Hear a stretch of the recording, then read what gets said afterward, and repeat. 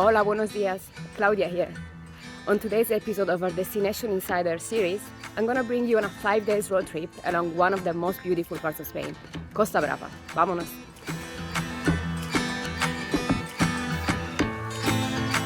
Costa Brava is located on the coastal region of Catalonia, which stretches from the north of Barcelona to the French border.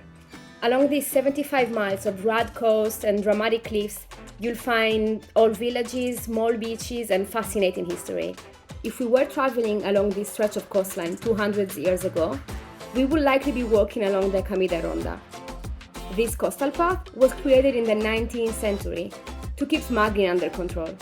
In fact, there was a lot of illegal traffic of goods at the time, and these paths along the coast were built by the police to keep an eye on boats and weird movements. But it was also used by fishermen and villagers. Today, it's a 75-mile-long hiking path that connects several smaller calas and will be loosely following its direction for this road trip. Now, I live in Barcelona, and even though I love it here, there are times where I need to get out of the city. Luckily, Tossa de Mar is only 1 hour drive away. Let's go.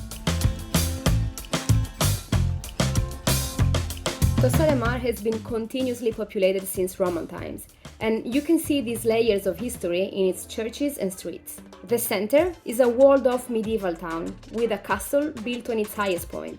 This fortification was built in between the 12th and 14th centuries in order to protect it from pirate attacks, like the legendary Heimerman Barbarossa. Hotels in Costa Brava are often eco-monstrosity and an eyesore, so I typically opt for a nice Airbnb owned by locals. A bonus is that the host will often have great tips on hidden coves to visit or good local restaurant recommendations. It only takes 15 minutes to drive to our second stop, which is one of my favorite places in Costa Brava, Calella de Palafrugell. Tourism here began around the 1960s, but contrary to many other spots in Costa Brava, it has never been too invasive. Calella was also a fishing village that had to defend itself from pirates. For this reason, we can see several watchtowers around the area, but we're not here to look out for pirates. There are numerous small coves and beaches with crystalline water, all connected through the Camí de Ronda, so we're gonna spend our day hopping from one to the other. After, we've decided to relax at one of the many restaurants by the water and enjoy the sun and the amazing fresh seafood. Okay, now leaving Calella de Palafrugell is gonna be tough, but if we must move on, let's head to Begur.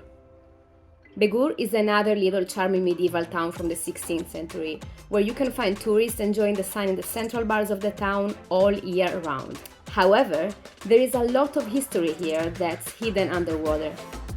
Begur's water hides a big quantity of treasures from vases, ceramics, urns to entire boats.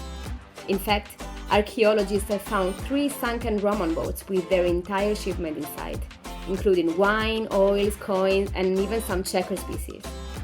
On our 4th day of the road trip, we're heading to Cadaqués, which is probably the most famous destination in Costa Brava because of its charming white houses on cobblestone streets, crystalline water, and Salvador Dali's connection to the town. The artist had a house in Port Ligat, a small harbor in the bay, a 20 minutes walk from the center of Cadaqués. The house is now a museum, but if you want to visit, be sure to get tickets in advance since they usually sell out. It's already day 5, and while we could spend it relaxing and enjoying the views and smell of cooked seafood in Cadaqués, we have decided to fill our water bottles, put on some sunscreen, and go on a hike to the lighthouse of Cap de Creus.